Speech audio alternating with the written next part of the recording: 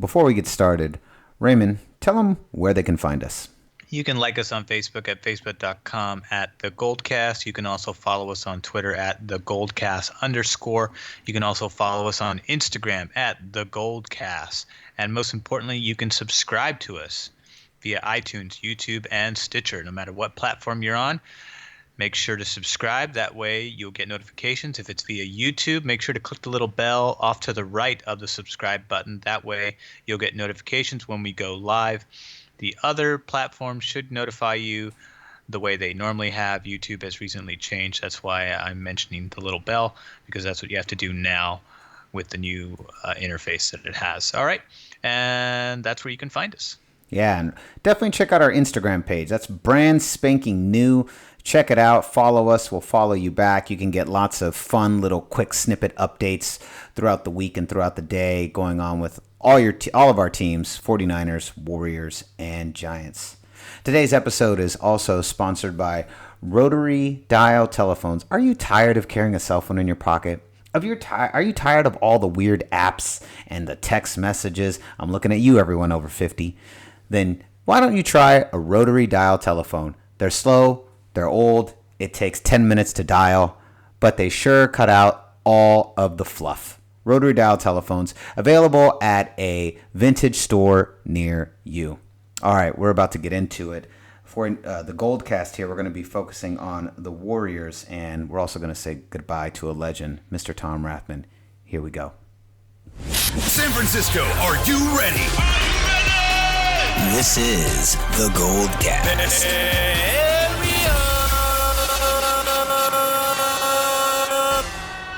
Boom!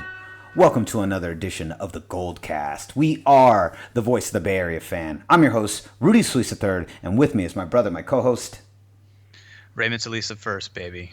Boom! Here we are, Raymond, deep into beyond the year of any of the old previous Goldcast seasons. We're now going to talk about some Warrior news. Warriors in OKC, very heated, obviously for a lot of reasons. The big free agency move for Kevin Durant from OKC over to the Warriors, causing a lot of controversy. This is his first time. He was back, this time sporting the blue and gold. Final score 114-130. Pretty, for the most part, it was a really intense game. Definitely opened up with it had a playoff feel. The crowd doing everything they could to just kind of try and psychologically get into the head of KD. It didn't work very well. Warriors still didn't work at all. No, not at all. Warriors still win 130-114. And naturally, the first quarter opens up and you can see Warriors are playing a little stiff. They're a little hesitant. Every single thing that's happening, the crowd is just overreacting to. The several different times. Gundy and Jackson were talking about how it did have a playoff energy feel to it, and I definitely feel like that was in the beginning of the first quarter, but pretty soon, by the end of the first quarter, as we started to march into the second, the Warriors pulled away, and that was pretty much it. I mean, they were dead quiet in the middle of that game. I mean, that crowd was just completely taken out of it. The largest lead of the night for the Warriors was 26 points at one point. But let's hear your general thoughts about what you thought about the game. It was a great game. I was really excited to see it. It definitely lived up to the emotional hype, maybe not the physical hype. The OKC was coming off that big win against the Cavs, but it wasn't enough. They just didn't have enough firepower to take care of the Warriors. No, and I wasn't surprised at all. I mean, it started off a little bit more even, but I mean, even then the Warriors pulled away by 6 in the first, and then they just decimated them in the second half, outscoring them 43-26. It was just typical. So it doesn't matter whether they're in Oakland or Oklahoma, the Warriors just have OKC's number, and part of it is obviously because they just don't have the firepower. Westbrook is by himself. I mean, he has Steven Adams, sure. He has Roberson off the bench. Roberson's very inconsistent, though. And, him and Kevin Durant got in each other's faces, literally. And, I expected the heated exchange between him and Westbrook at some point in the game. I mean, to me, it's kind of exciting to see because it's not like I feel like in basketball, like there's a little bit of leeway given by the refs where these guys are kind of allowed to jaw. Everyone will kind of come in and kind of separate the two, and then depending on the nature of what they do will determine whether they get teed up or not. In the case of him and Roberson, they both got teed up. But I mean, it's not like the NFL where it's a much more physical game, so those kinds of exchanges are very normal and happen like almost every play. And so in basketball is less physical, so it's nice to see that kind of wrestling-esque, in-your-face kind of moments and people jawing at each other. It very much reminds me of wrestling in that fashion because the crowd's into it. They're chanting, very reminiscent of wrestling matches, which is also chants are very, very common in the wrestling arena. So I loved it. Again, I loved it even more because the Warriors just continue once again to say, hey, it doesn't matter how mad you are about whatever decision Kevin Durant made, we still got your number, and there's nothing you can do about it. Doesn't matter how good of a game Russell Westbrook has, it's still not enough to do it because, I mean, sure, Victor Oladipo, he had 20 points. Steven Adams had 13 points, almost had a double-double. But, Westbrook had 47 alone. Everybody else, aside from the three players I mentioned, was in single digits in scoring, while the Warriors were double digits from all the guys that they needed. Even JaVale McGee had 16 points. Klay Thompson had 26. Steph Curry had 26. Kevin Durant had 34. Draymond Green only had 6 points, but Draymond Green always makes his money in every subsequent stat. I mean, he had 8 defensive rebounds, 8 offensive rebounds, 8 assists. That's typically where he does all of his damage, including blocks. Last week, he had a triple-double. Klay is one of the best two-way players in the league, no doubt about that. And Steph Curry is always a top 5 in steals. And Kevin Durant, I believe, is also top 10 in blocks this year as well. So the defense comes from everybody, but Draymond's definitely the catalyst of that defense. So it was great to see. It doesn't, there's nothing really OKC can do at this point. They just don't have enough firepower. Doesn't matter what happens or what Westbrook tries to do. He had 47 points, which is sure it's impressive, but he's a volume shooter. He's got to shoot majority of the shots to get those points. He's not a percentage shooter like Klay or Curry, who are definitely sharpshooters. Although Curry was a little off on the 3-point percentage, he only shot like 36%.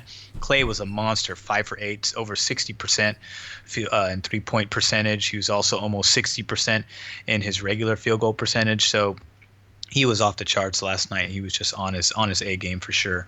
But yeah, it's great to see because I love watching OKC lose because I think the way they treat Kevin Durant is totally unfair. It's clearly biased. He fulfilled his 9-year contract. You have no room to get upset because your team couldn't offer him what he needed in order to stay, and the Warriors did. Well, I don't even think it goes even that far sometimes. I honestly think that, he'd been with that team for 9 years. There's a certain style of hero ball that Russell Westbrook plays that I don't think he's ever going to be able to fully get away from. And maybe just Kevin Durant was just tired of playing that way. I think there's a very team-oriented aspect to the way the Warriors play, the number one passing team in the league. And I think that the unselfish style of the Warriors was attractive to him. And I think that, he'd been there for 9 years. Maybe he just wanted something different. Go to the Bay, go to a nice big city like San Francisco and be a part of that kind of environment. I think sometimes it might even just come to that kind. And I think I'm sure that played a part in it. I mean, let's be honest. There's not much happening in Oklahoma City. No offense if you're from Oklahoma City or you're an Oklahoma City fan, but there's just not a lot going on there. It looked the same downtown-wise, but outside of that, ugh. But yeah, I mean, and I think that there's something to be said for that. I think it just came down to, it was just time for a change. 9 years is a long time. I don't know about you, but I've never spent 9 years at any job. Any job. No, not even 5 years. I haven't even spent half that time. In a field, yes, but not at one facility. I've spent a total of 6 years at a job, but not even consecutively. I still there was probably like 8 to 9 months break peppered out between a 6-year run. I can't say I was ever consistently at just one spot for the entire time. So, but yeah, there's not enough firepower. I respect the hell out of Russell Westbrook's playing, though. He is so goddamn fast. Like, he's so fast. It's I will agree with you on that one. I've never seen a player move as quickly as he can move. The way he can turn on the jets, even when he's at a standstill position, his burst is insane, and the guy flies. He flies. Yeah, he flies up like that. I'm trying to remember. It was in the I want to say it was in the late third or early fourth quarter where he was hitting a free throw and he almost caught his own rebound, and he was a blur. I was just like, wow. It's just unreal how fast he moves. And I think I love watching him play. I love the aggressiveness in which he plays. It also got a little chippy between him and Kevin Durant with the I'm coming, and Kevin Durant ending with, well, you're losing. I thought, and like you said, it's like wrestling. You do like seeing it. Like when they went forehead to forehead, Robertson and that Durant, was terrific. It was great. I mean, you knew everyone wanted a little bit of that really chippy drama between the two teams. And I love how much the crowd tried, but Kevin Durant and the Warriors silenced them pretty fast. Yeah, I mean, Kevin Durant he's intense on the floor, and he's not as verbally intense as he is physically, but I think that plays to his advantage because he just has this calm, focused demeanor that allows him to block out stuff like that, because he's owned OKC all season long. That he's averaging 39 points against this team. He only got 34 tonight, but he got 40 the last time, and I think 39 the night before the game before that.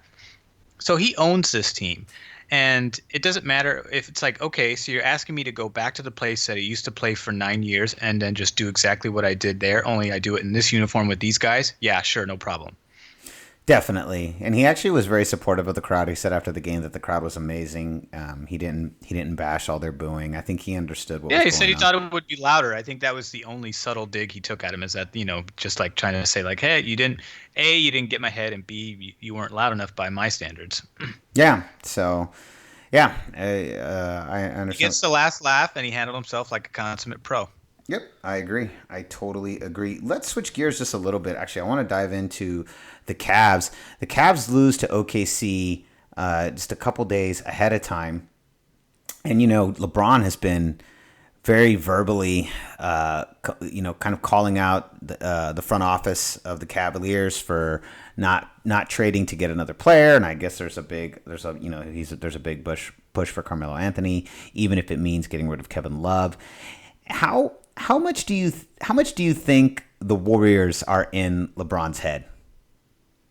I think a lot, because in his mind, that's who his competition is. That's his arch nemesis. He's lost once by them. He's won once by them. He knows now that they're even stronger than they were last year. And sure, they've added a couple of pieces to their team this year, but it's not nearly comparable to Kevin Durant. No offseason acquisition is. The Warriors got the big steal this offseason, and they got the biggest player in the game next to Steph Curry and LeBron James himself. So if I was him, yeah, I think that's probably where some of it's coming from, because that's who he's constantly comparing himself to. Just like when they lost the finals in 2015, he came out the next year and he said, the team that we lost to is hungrier than us at an early part in the season. He said he was frustrated because he says the team that beat us is hungrier than we are at getting back to the finals. Yes. And that's just kind of that's where his mind is. It's where his focus is. He's like, who's my competition? Because I got none in the East, which there's some truth to that, obviously. Although I like the way Boston's playing right now. They're 35-19, so I think they're a team to watch out for. They started off very slowly. I thought that they kind of lost their juice, but Brad Stevens has got them back on track. So I like it too, because it's in the East. It's Boston. They're a big, legendary, relevant team, and I would love to see somebody like them knock off the Cleveland Cavaliers in the semifinals or even the preliminary rounds. Well, Isaiah Thomas is probably the third runner-up in the MVP race right now. Right behind James Harden. And their records aren't. There's only a 2-game difference. The Cavaliers are 37-16. Boston's 35-19. Yeah, it's a good one. I mean, I would love to see the Cavs get knocked off, just because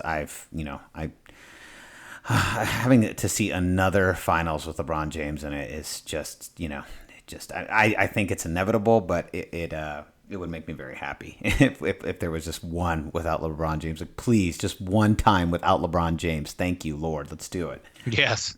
Yeah, but I think he's in his head. But I don't. Carmelo Anthony is such, again, another prolific scorer. but he's never really been on a team. He's never been on a team. I just wonder, you take out Kevin Love, who's so instrumental in Game 7 of last year's finals. You take Kevin Love out of this current equation and you put Carmelo Anthony in. You're getting another big offensive powerhouse, but doesn't play a lot of defense. Kind of comes again from that hero ball generation. He's one of the last from that hero ball generation. A lot of iso ball. Do you think he's a good fit for the Cavs? This is the conversation I don't hear anyone asking. Is Carmelo Anthony even a good fit for the Cavs? I don't think so. Doesn't make sense. I mean, Love isn't in that. Love, it took 3 years for Love to get into a distributor / a hybrid role of what he was used to in Minnesota.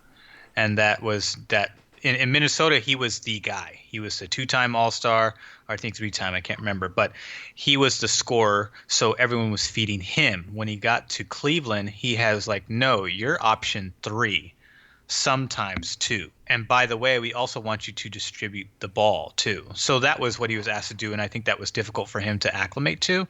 And it took him, like I said, it took him 3 years. Didn't take till the latter half of last season before he started to come into his own. He really turned it on in the playoffs, started averaging about 17 plus points during the postseason. This year, he's still playing very well, but again, he's kind of still, to me, he still seems like the odd man out of their big three.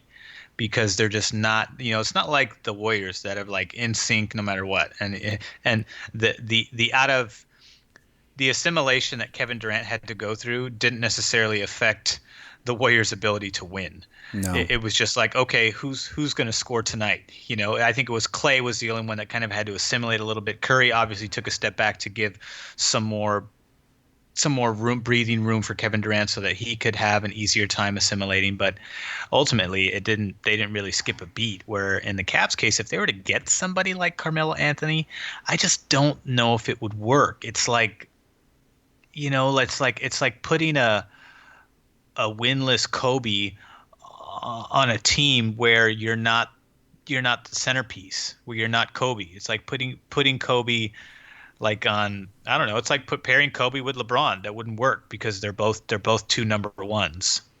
You know what I mean? And that's all Carmelo Anthony's ever been. He's always been a number one, and he's always expected the ball in his hands. And he's the kind of guy that's always going to take the last shot. And he's not the kind of guy that's going to pass it to his teammates and give everyone else an opportunity to help him succeed. He's pretty much always had to run the show, and he's done that for his entire career. And I just don't see a situation where you put Carmelo Anthony on the Cavs and he's totally comfortable playing awesome on shitty teams because that's been his whole career. That is, and he's top dog. And then you put him on the Cavs, and that makes the Cavs better. Somehow, where do you put Carmelo? I mean, no one talks about that, and I don't know. I mean, hey, if it creates more disruption for the Cavs, I say go for it. I'm like, dive in, gentlemen. Try and figure this out in the second half of the season when everything gets much harder. Go for it. Be my guest. It gives them an offensive boost, but they lose some defensive. They obviously lose some defensive clout. It's not like the Warriors get worse on defense. Like I said, Kevin Durant is having a career year in blocks this year. That means his defense has improved statistically. It has a lot. The same thing with Klay Thompson. Klay Thompson has continued to improve defensively. As I said before, he's one of the best two-way players in the NBA. So. And Curry's obviously always up there in terms of steals. He's obviously a top 5. Draymond, we obviously know what he does. And we also know what guys off the bench do, like Andre Iguodala, although Andre Iguodala kind of seems to have lost a step this season. I'm not sure if that's due to age or perhaps just the dynamic changes within the team of losing 6 guys for Durant and then replacing him with some other veterans. I don't know. But Sean Livingston's still solid defensively. Iguodala is still solid defensively despite the lack of a loss of step. And Zaza Pachulia, when he's in the lineup, is as intense. I mean, he almost made the All-Star. You almost had the entire starting rotation make the All-Star this year. I think he lost by like a few votes. Wow. Well, it just shows you where they're at. It's going to be really fun to watch. I'm going to enjoy watching the second half of this season, or as we quickly approach the second half of the season, and the Warriors' journey to gain a second championship. Yeah. The whole Melo talk is just because LeBron's thinking offense. He's thinking we don't have enough offense to beat these guys, and because we don't have, and our defense can't cover all of them. If we double team Curry, that leaves Clay and Durant open. If we double team Durant, that leaves Clay and Curry open. If we double team Clay, that leaves Curry and Durant open. So it doesn't matter, and it doesn't and no matter what your rotation is, you're going to have a mismatch. So you have to be, if you're Eric Spoelstra, your rotations have to be catered to match whatever rotation the Warriors are running the floor. Because if you pull one of your starters of your big three out, you can easily have a mismatch there depending on what Kerr has in his rotation. Yep. Yeah, I mean, it's incredible. I still can't even believe Kevin Durant plays in the Bay on the Golden State Warriors. It's insane. Like we said on a podcast, one of our podcasts from way earlier this year, back when it first happened, that this is the biggest signing since Deion Sanders to the 49ers back in 94. Oh yeah. Yeah, I would say, yeah. I remember when we did say that. I also akened it to signing Barry Bonds. Mm-hmm. Yep. I remember that. We'll have that. We'll have that added on to for our YouTube listeners. You'll be able to click it, and we'll put a link in this podcast for that one, so you can see that old gold. That's the old gold cast. That's the old gold cast. That pod right there. All right. So actually, moving on. Speaking of the 49ers. A little bit of a sad day. The formal announcement, which we had secretly suspected may be coming. The Tom Rathman will not be continuing on as a coach with the 49ers. He spent 22 seasons both as a player and coach. He was a fullback for the 49ers. One of our esteemed members are one of our members in spirit, our father Rudy Solis the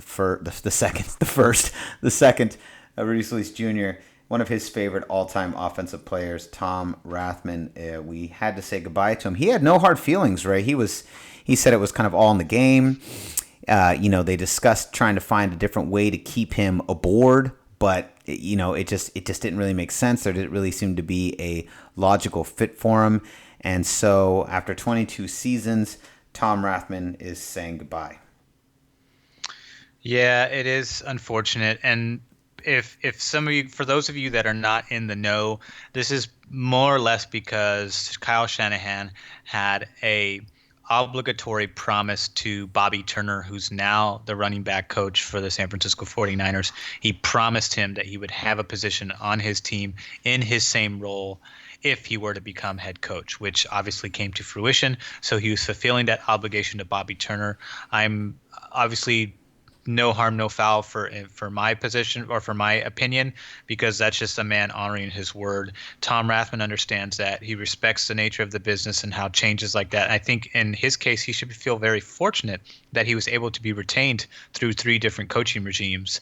It seemed like this might be the change where we would see that transition, because Kyle Shanahan, everyone was thinking that there was speculation that Bobby Turner would come over and retain his role, but it looks like it ended up happening. So unfortunate to see Tom Rathman go. He will obviously get a job, and I imagine very soon, because he is, if not one of the best running back coaches in the NFL. That was one area where we were a top 10. That was top 10 in the offensive rankings this year between Hyde, Drone, Harris, and Colin Kaepernick. We had a really strong running game this season, and partially attributed to the improved offensive line. Yeah, definitely a sad day, but an understandable one. I like what Tom Rathman said. He said, quote, I'm looking to coach running backs, and that's what I want to do. I'm just going to wait for the next opportunity and go for it when it happens. I'm not going to be back. I feel like it's the best for everybody if I just parted and let those guys do their thing and take me out of the equation so that nobody's uncomfortable. And so, I mean, that's pretty much it. And Shanahan was fulfilling his promise. And, from Shanahan's perspective, it's very defendable. And I completely agree and understand. He doesn't know Tom Rathman. He doesn't, have that relationship with him. I mean, at this point, he mentioned having the cleats when as a kid and all that during the press conference. But he, Mike Turner's someone that he's worked with. Turner's someone that he's been with. And so, he had that obligation. He's fulfilling his obligation. we had a feeling this might happen. I mean, in the second he had announced that Turner was coming on as the running backs coach, I was like, well, what's that mean? I was kind of hoping what this would maybe mean is that Tom Rathman was elevated and maybe put into a position where he was able to kind of more be like almost like an assistant offensive coordinator role. But obviously that isn't going to be the case. But thank you, Tom Rathman. Thank you as a coach and a player. And much appreciated everything that he did. And 49er faithful, go look up some clips. So there's got to be a highlight reel of Tom Rathman out there somewhere. He's pretty killer fullback. Big dude. He's huge. Yeah, he played for us from 86 to 93. Got 2 rings in the 88-89 season. Had he stayed for the 94 season, he would have got his 3rd ring under Steve Young. But he left at that point and went to the LA Raiders at that time in 94. Yep, and that's it. Again, thanks to Tom Rathman. Thanks for everything he's done. Sad to see him go, but we are truly, truly turning over a completely new page in the 49er era. So, Raymond, where can they find you? You can find me on Twitter at Ray Solis. You can also find us on Twitter at @TheGoldcast_. Make sure to add that underscore at the end of the name. You can also like us on Facebook at The Goldcast, you can also like us on Facebook at facebook.com/The Goldcast. You can also subscribe to us via iTunes, YouTube, and Stitcher. Those are obviously the big ones because once we go live, you can then turn on your listening, whatever, if it's a tablet, Android, or Apple. Then if you're Apple, you're iTunes. If you're Android, then you are Stitcher or YouTube. Oh, Raymond, you know what? I forgot. Pardon the interruption, but we are at youtube.com/TheGoldcast now. That's right. youtube.com/TheGoldcast, Stitcher under the same moniker as well. So you just stay consistent with that name, and you will always find us. And be sure to subscribe. That way you'll get a notification, and you can pop it in, whether you're at the gym, whether you're taking a dump, or whether you're on a jog, or whether you want to tune out somebody in the car who you don't want to hear talk. You can just pop on the Goldcast, and boom. Yeah, that cousin of yours that's like a diehard Rams fan or a diehard Raiders fan because he was raised in Oakland and you were raised in the city and the Mission, and he's starting to talk about Derek Carr and you're just tired of it, and so you just plug in and you can listen to the sounds of the faithful and hear your favorite teams, the Niners, the Warriors, and the Giants. That's right. Oh, yeah. Speaking of the Giants, I think pitchers are reporting in next week or so, next couple weeks. Pitchers reporting in, so baseball season's getting underway. We're only a couple months away from spring training. I love it. Also, Ray, Elimination Chamber today for the SmackDown brand. Bray Wyatt won the belt from John Cena. There was like 6. So the Elimination Chamber is there's 4 guys on each corner of the ring, and it's a big giant steel cage, and they're like in little pods. And and it's similar, it's kind of like a Royal Rumble-esque feeling to it. 2 guys start fighting in the ring. It was AJ and John Cena. And then every 5 minutes, another one of the pods opens up at random. And then one of the other guys is released into the ring. And it was Dean Ambrose. It was Bray Wyatt, The Miz. God, who was the last? Baron Corbin. And missing somebody. But anyways, it doesn't matter. Bray Wyatt won the belt. And so now it could be Bray Wyatt versus his brother, Randy Orton, at WrestleMania, as long as he can hold on to the belt for 7 more weeks. It was pretty good, though. It was actually really good. Wow. Yeah. That was good. Yeah, it was a good fight. I'll send it to you so you can see it because it's cool. Good. Yeah, it's good stuff. You can find me on Twitter and Instagram at Rudy Solis 3rd, Rudy Solis 3RD. So concludes another edition of the Goldcast. We are the voice of the Bay Area fan. We'll see you next time. Same Goldcast time, same Goldcast channel. Boom! Dubs. This is the Goldcast.